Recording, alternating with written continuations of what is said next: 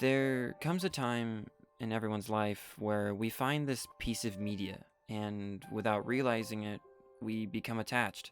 Maybe it's a certain TV show you watched when you were younger, a song you heard during a bad time, or a movie that you watched with your parents. Whatever it is, and whatever reason you have for connecting with it, it has become a huge part of your life, and you've fallen in love with it. For me, this media came in the form of a movie during my high school years when my life was at its worst. I had just lost my grandparents, my house, my mother's car, and eventually I fought so much with my mom that we just stopped talking. I missed a lot of school, and I was an absolutely terrible student and hated by most teachers. I had no idea what to do anymore, and I felt so lost. Until one day, two of my best friends invited me to go see a movie that was taking the world by storm. A movie called Your Name.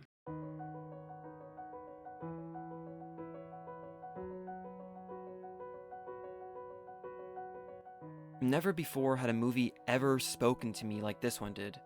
Maybe it's because I was in a vulnerable state, or perhaps it was just because I was young. Whatever it was, the themes and characters of the movie just felt so relatable. From the main characters' reactions to exploring this brand new world, to their willingness to make it to the end of their journey, Your Name made me think about things in a way I never could have imagined by myself. The movie gave me hope, and it showed me that though the world can be cruel and times may be tough, you can always try your best to make it through, even when you have no idea what you're doing. And though the plot isn't anything special, and sometimes the movie can either drag out or play off of melodrama, it was a movie that screams at my heart and soul rather than trying to be this perfect piece of filmmaking. It even gave me the feeling of chasing down a forbidden love I didn't even know was there, and having the courage to pursue it no matter what. For the longest time, the movie was not only my favorite anime, but my favorite film ever, and no other piece of media could have come along and given me the feelings and emotions that Your Name gave me, but I was wrong. Because a movie by the same director came out 4 years later with the title of Weathering with You.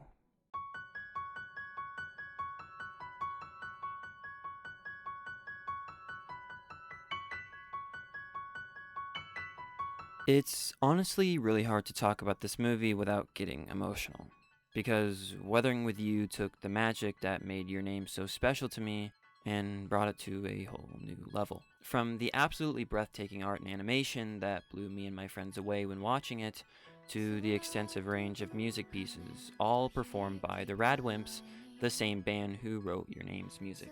Weathering with You is not just a movie, it's a work of art.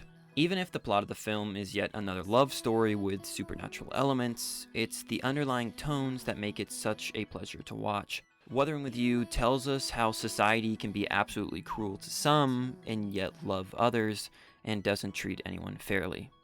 It screams at us with gorgeous visuals, telling us that we really need to start paying attention to the changing world around us, because soon we're not going to be able to fix the problems that we ourselves are causing.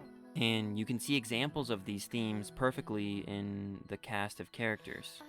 Every character in this film is so unique and fresh, no longer being used to simply push the plot forward, but instead used to enhance it this time around. We get to see glimpses into people's lives, letting us know what kind of person they are, and making them all just feel so real. Sometimes even stealing scenes from the two main characters, Hodoka and Hina.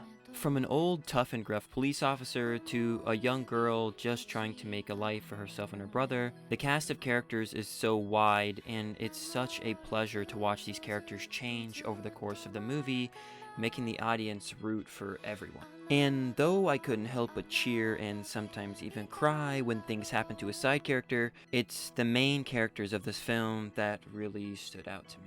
Never before have I connected to characters in any media like I did these two. From their actions to their ideology, they were people that I actually wanted to be, and sometimes could even see glimpses of myself in.